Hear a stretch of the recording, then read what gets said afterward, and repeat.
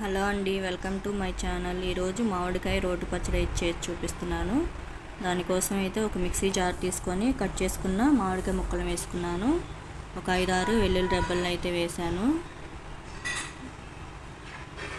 మీ టేస్ట్కి తగ్గట్టుగా కారం వేసుకోండి. నేనైతే 2 టేబుల్ స్పూన్స్ వేస్తున్నాను కారం.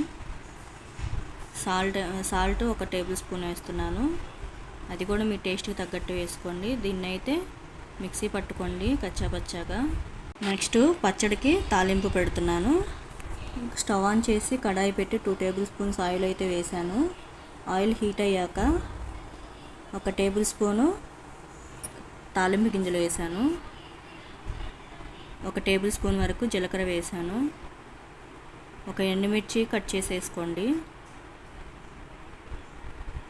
కొంచెం దోరగా ఫ్రై అవ్వాలి.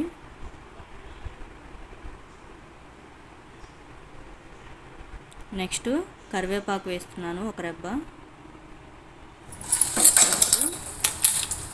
మిక్సీ జార్లోని పచ్చడిని అయితే తాలింపులో వేసుకొని ఒక 2 మినిట్స్ వరకు స్టవ్ ఆన్ చేసి ఉంచండి. కొంచెం పచ్చివాసన పోయే వరకు ఫ్రై చేసుకోవాలి. ఛానల్ ఎవరైనా సబ్స్క్రైబ్ చేసుకొని వాళ్ళు ఉంటే సబ్స్క్రైబ్ చేసుకోండి.